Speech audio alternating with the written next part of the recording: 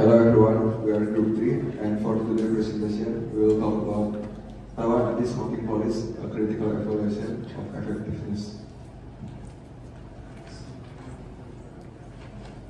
And this is our content. And next. And this is our group member. I am Rick, and this is Wesley, this is Brendan, and then have Kevin, Mark, and Riyad. And the first part I will give it to Brendan. So the first part I'll go to introduction of the background. For this part I will wrap up in 3 parts. So the first one, global health issue. Smoking global health issue is like the common sense we already know and the knowledge. Like smoking has one of the biggest causes of the sickness of illness in the world, especially in Taiwan.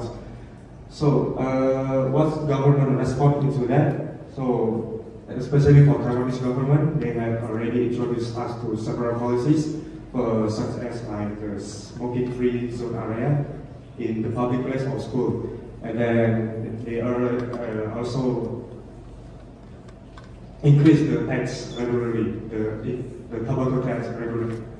So this kind of policy is not just a regular policy because the policy is aligned with the global standard, which is called the FCPC, the World Health Organization Framework Convention on Tobacco Control. Even though the Taiwanese government already put a lot of several policy, but we can still see the smoking on the certain group area. So that statement will be discussed more by our friend Rick. And for the problem statement, we will still have questioning about effectiveness, about the rules, about the policies that Taiwan government make every year. And for the second point about enforcement, we will see like at the free smoking area, we will see people still smoking there. And about tobacco tax, for the smoker, as you know, cigarette is a primary need. And we know in economic law, primary needs is mean inelastic goods. So this means like for the smoker, we will still buy a cigarette, and we will still question like, is it effective to raise the tax or is it not effective? And for the next part, I will give to Wesley. Okay, so effectiveness of smoking-free areas and tobacco taxes in other countries. Many countries implement similar tobacco control measures with varying degrees of success but also failures. And countries like Australia and UK have seen significant declines in smoking rates due to their smoking-free areas and also substantial taxes. And countries like, example, UK Prime Minister recently proposed that they want to follow New Zealand's anti-smoking policy, which gradually increased the legally purchasing age for cigarettes, and it will eventually lead to a life ban policies, which whoever born after 2009 will be prohibited for purchasing cigarettes.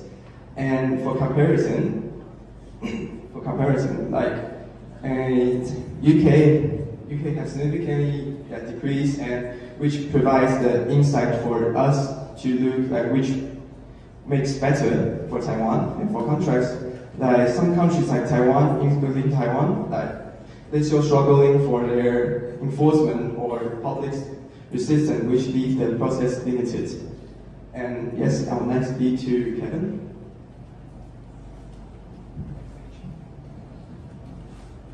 So for my part is to introduce challenges in implementing anti-smoking policies.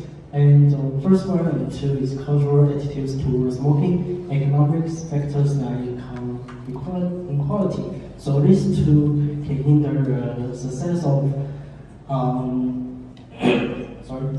anti-smoking measures. Yeah. So the third is resistance to smoke-free regulations and affordability of cigarettes. So these sessions will explore the cultural, social, and economic challenges and about impact of implementations of Taiwan's and anti-smoking policies. So you can see the right side picture is cigarette factory, and the global picture is smoking cigarette wall in Taiwan is like, yeah, store you can see every Taiwan's convenience store you can see a wall, Lobedo 7 or OK Mart or Family Marts. So I will give the mic to Ria to introduce the nostalgia part. So to get more input, we served about 100 people, and many people smoked near school gates and parks, but beyond cities. And Taiwan's rules are so strict, but some people still break them. Next part is more. I will talk about the Taiwan's laws. In Taipei City, a main violation for non-smoking area, so he finished with $10,000. The next part is about, are you aware of Taiwan's smoke-free area regulations? So this part is very important. 70% people are awareness about the majority, but the 90% people are not awareness about the background information, but the 90% people are aware of name to the previous statement. Next person is Ria. Next one, how often do you see people violating smoke-free area regulations? About 70% people say sometimes or often seen it, and only 5% people say never seen it. So almost people have seen smoking violation. Do you believe that increasing tobacco taxes helps reduce smoking rates? About 70% people say agree, and 30% people say disagree. So many people hope to increase cigarette tax. Next one. Do you believe the government's efforts in unsmoking campaigns and policies are sufficient to help smokers quit? And about 16% people say not sufficient, so governments need to try more discussion. Next, Mark will talk about questionnaire and discussions. Now, let's go over the key parts of our space. In session 2, awareness of tobacco control policies. Are you aware of Taiwan's smoke-free area regulations? In session 2, the 70% people are aware of NEN. Because of this would be the majority big issues, but the 90% people have much aware of NEN, but the 9% people are not aware of NEN too about the awareness. So that person is Ria. Next, how do you observe the enforcement of smoke-free areas in Taiwan? About 16% people say sometimes or often observe it, and 40% people say rarely or never observe it. So it indicates weak enforcement. Next one. How has the implementation of smoke-free area affected your smoking habits? About 70% people say not applicable, so you can know almost people are non-smokers. And among smokers, only 10% people say they smoke less, so it also indicates weak enforcement. Next one, do you think the government should continue raising tobacco tax? About 60% people say it's necessary, and 20% people say disagree, so government need to draw more discussion.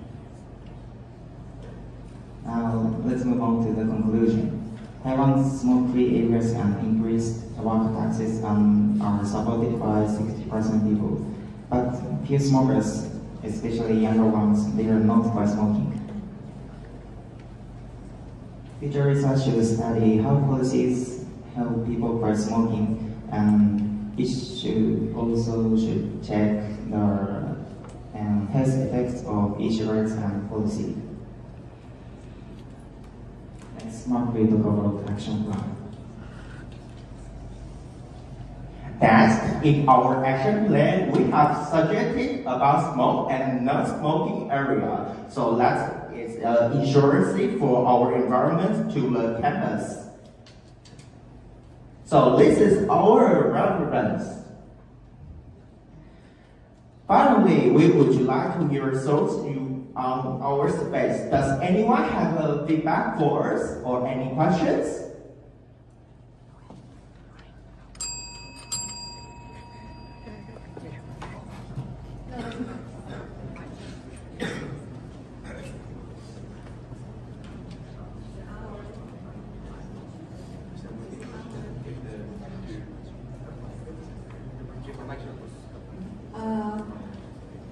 Well, thank you for this.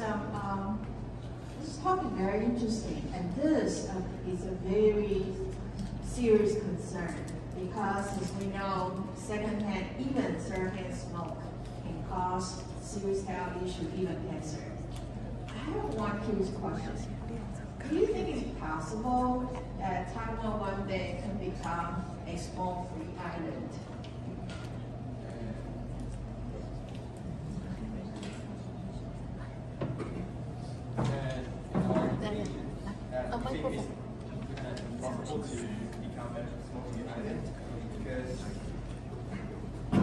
There's still a lot of people that are gonna smoke because their religions or their habits, yes, and or even their cultures. Yeah. So for those, we can set up more maybe smoke areas to provide a good environments for those who not smoke.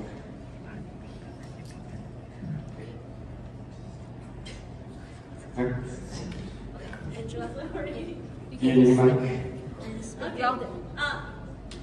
Do you really think this is non-smoke and smoke areas really works? Because if you notice it, the school is not a smoking area, right? But if you go just next to the family mart behind door 2, they just cross the gate and they smoke there. So how will these laws work for improving? Yeah, because of that we should make like a smoking area. So for the smoker, we have a proper place to smoke, and we will more enforce about the rules. If you break the rules, like the smoker already have a proper area, right? But is that really a proper area? Because it's the age where people just pass by. No. I mean, like make one area near there. Like Japan, they have this. Yeah, like in Japan.